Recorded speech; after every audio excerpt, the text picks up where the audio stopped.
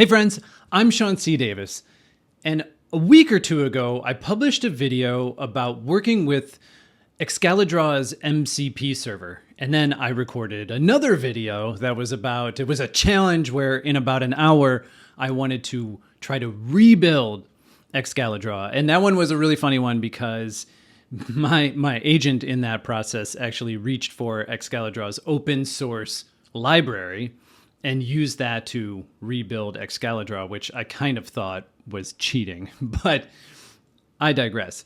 So I've been very heavily using Excalidraw's MCP service, and I'm doing that because I'm chatting with agents all day, and a lot of times I just need to extract some core ideas, and the best way to do that is through visualizing them with some sort of chart or drawing or something like that.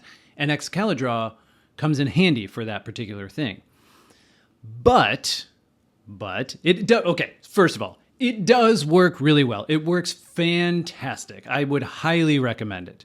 My but is that it has a very particular visual style.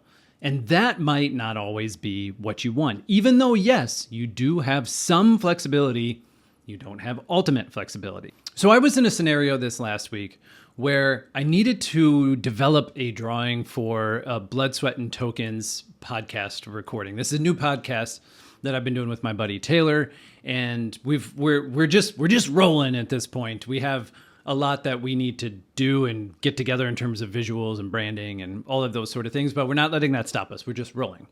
And so as we're building a product while we're also talking about AI in all of these episodes, and I needed to generate a drawing or a couple of drawings that I wanted to sort of represent how I re-architected the platform from one episode to the next episode. And my first thought was just use the Excalidraw MCP server. That is what it's made for. And that is true, but one, I want to give it to the audience to be able to consume in perpetuity. It feels a lot like it would be appropriate for that to be part of the show notes.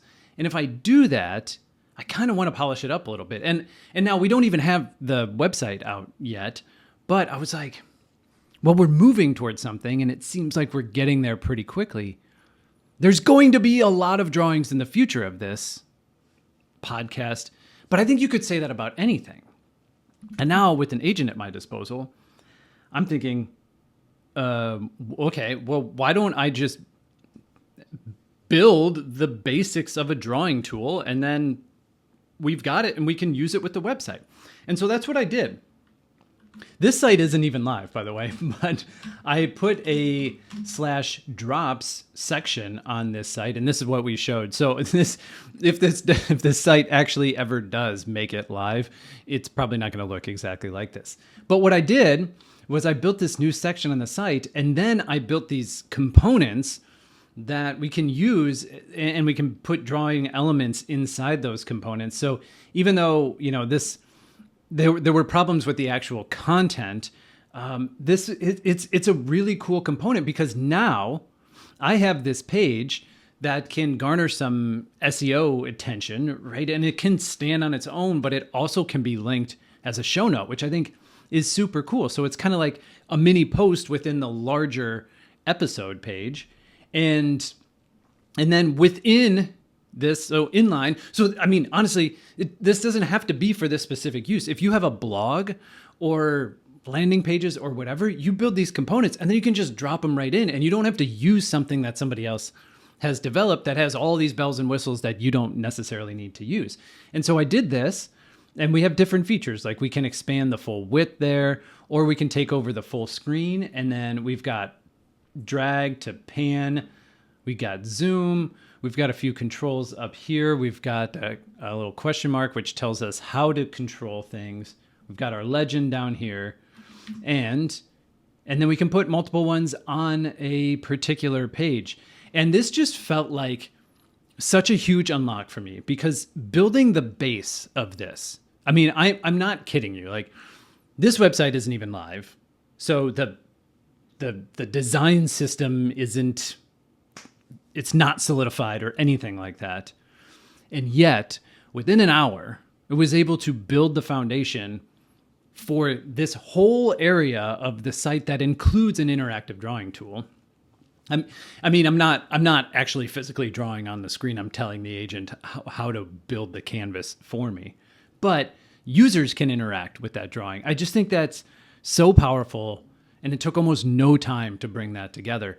And so I feel like this is a pattern I'm going to use everywhere. If I want to create drawings, I want to create them within the context of where they will be presented, which in a lot of cases might just be, hey, this is an internal Slack message, fine. Build an Excalidraw drawing, great. Nobody cares, we just want the content. But if it's going to be something out in public, consumed by other people, why not put it in the nice and polished style alongside the other content that you are delivering to those same users? So take it, play with it, and then come back and comment. I want to see all of your creations, and subscribe for more tips and tricks and advice on building for the web with AI. I'm Sean C. Davis. See y'all next time.